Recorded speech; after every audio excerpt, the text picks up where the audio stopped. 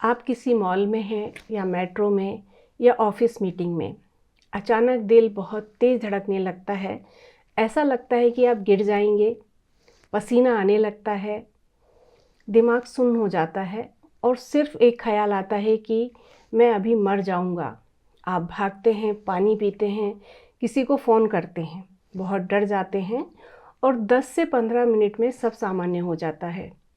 यह सब इतने अचानक होता है कि आप समझ ही नहीं पाते कि यह सब था क्या और क्यों हुआ। आप डॉक्टर के पास जाते हैं, जांच करवाते हैं और सारी रिपोर्ट्स नॉर्मल आती हैं। नमस्कार, मैं हूं सुनीता और आप देख रहे हैं Ravindra Soni health and wellness. पिछले वीडियो में हमने वादा किया था कि हम पैनिक अटैक पर विस्तार से बात करेंगे। आज के समय में यह एक बहुत तेज़ी से बढ़ रही समस्या है, लेकिन लोग इसे समझ नहीं पाते। तो आज का पूरा वीडियो बहुत ही महत्वपूर्ण है, इसे अंत तक ज़रूर देखें।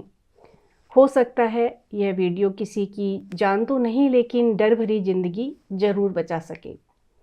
यह एक सच्चाई है जो बहुत सारे लोग नहीं जानते।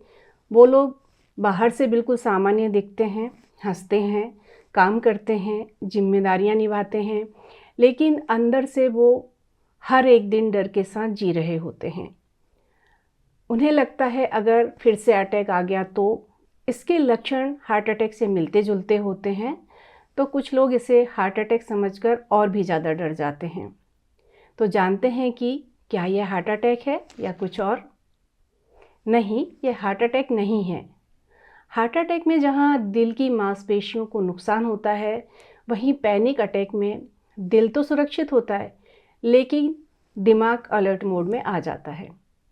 अब जानते हैं कि आखिर पैनिक अटैक में होता क्या है। पैनिक अटैक असल में हमारे दिमाग का अलार्म सिस्टम है। जब दिमाग को खतरा महसूस होता है तो वह शरीर को फाइट या फ्लाइट मोड में डाल देता है। समस्या यह है कि पैनिक अटैक में खतरा असली नहीं होता, लेकिन शरीर की प्रतिक्रियाएं बिल्कुल असली होती हैं।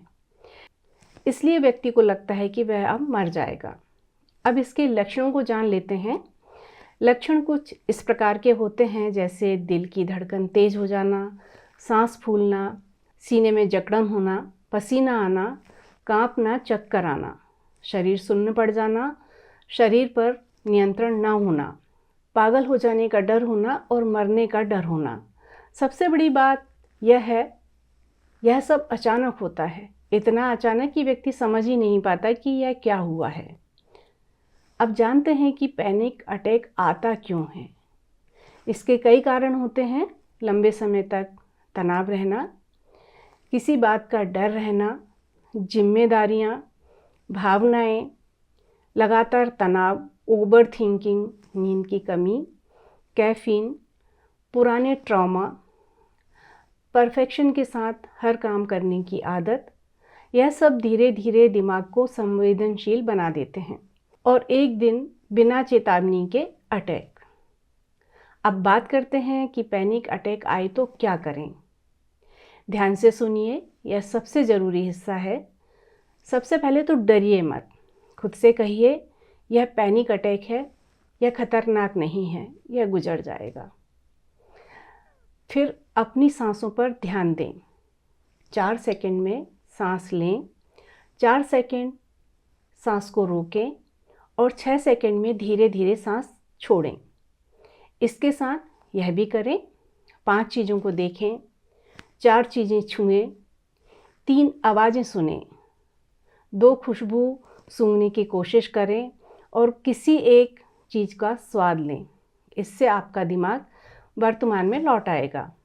अब जानते हैं कि यह कब ज़्यादा गंभीर हो जाता है। अगर आप अकेले बाहर जाने से डरने लगें, भीड़ से बचने लगें, हर समय अगला अटैक सोचते रहें, तो यह पैनिक डिसऑर्डर हो सकता है।